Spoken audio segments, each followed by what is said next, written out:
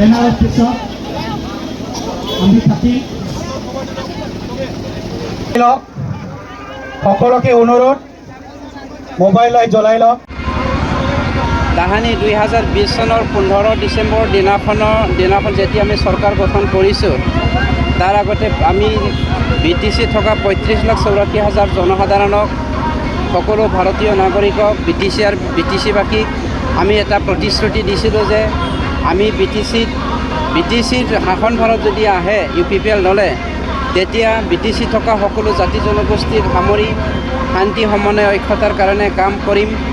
আৰু আমি চৰকাৰ বনোৱাৰ লগে লগে সন্মানীয় শ্ৰী প্ৰমোদ বড়ো ডাঙৰীয়াৰ নেতৃত্বত 26টা জাতি জনগোষ্ঠীক লৈ পেলাই আমি ভিজন ডকুমেণ্টছ কৰিবলৈ সক্ষম হ'লোঁ, যাৰ দ্বাৰা সকলো জাতি জনগোষ্ঠীক ভাৰতীয় নাগৰিক হয় আমি স্বীকৃতি দিবলৈ সক্ষম হ'লোঁ আৰু সমমৰ্যাদা সমন্বয় সমবিকাশৰ কাৰণে কাম কৰিলোঁ।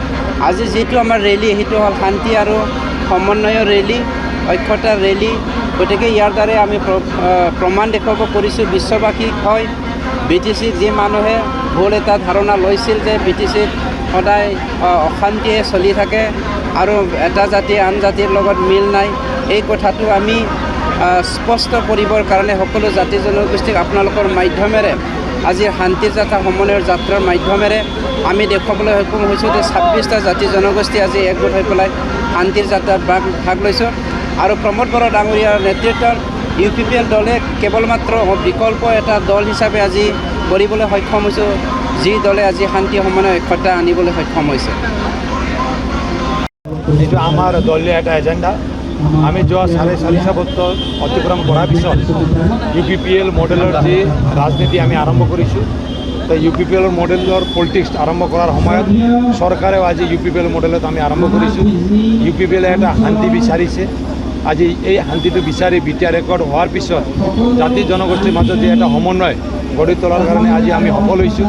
গতিকে এইবুলিও 2025 যে নিৰ্বাচন আহিছে, ছেপ্টেম্বৰ মাহত আমাৰ কাউন্সিলৰ নিৰ্বাচনটো হ'ব। গতিকে শান্তি সম্প্ৰীতি অটুট ৰাখি সকলোৱে সুন্দৰভাৱে এই নিৰ্বাচনটো মানে এনজয় হিচাপে আমি গ্ৰহণ কৰিব লাগিব। আৰু BTRক আগুৱাই লৈ যোৱাৰ কাৰণে BTRৰ 35 লক্ষ মানুহ আৰু 26টা জনগোষ্ঠীক একত্ৰিত কৰি সকলোৰে মাজত এটা ভাতৃত্ব প্ৰেম ভাৱটো সকলোৰ মাজত জগাই এটা সুন্দৰভাৱে BTRক আগুৱাই লৈ যোৱাৰ কাৰণে যে এটা আমাৰ ডিজাইন, তো এই ডিজাইনটো আগত ৰাখি আজি আমি যোৱা কেইদিনমান আগত আমি গোসাইগাঁও টাউনত আমি এই পিচ ৰেলীটো কৰিছোঁ। আৰু আজিও এই বিজনী চহৰৰ মাজমজিয়াত আমি ৰাইজক সম্বোধন কৰি ইয়াত থকা জাতি জনগোষ্ঠী ধৰ্ম বৰ্ণ নিৰ্বিশেষে আমি সকলোকে লৈ এটি পিচ ৰেলী মানে শান্তি আৰু সমন্বয়ৰ ৰেলীটো আমি ইয়াৰ পৰা আৰম্ভ কৰিম। আৰু এই শান্তি আৰু সমন্বয়ৰ যে এজেণ্ডাটো, এই এজেণ্ডাটো আগত ৰাখিয়ে এই নিৰ্বাচনত আমি আগুৱাই আছোঁ। আৰু আমি ভাবোঁ BTRৰ সমূহ জনগোষ্ঠীয়ে আজিৰ দিনত BTRৰ প্ৰধান শ্ৰীযুত প্ৰমোদ বড়ো ডাঙৰীয়াক আস্থাত লৈছে, তেখেতক সমৰ্থন দিছে।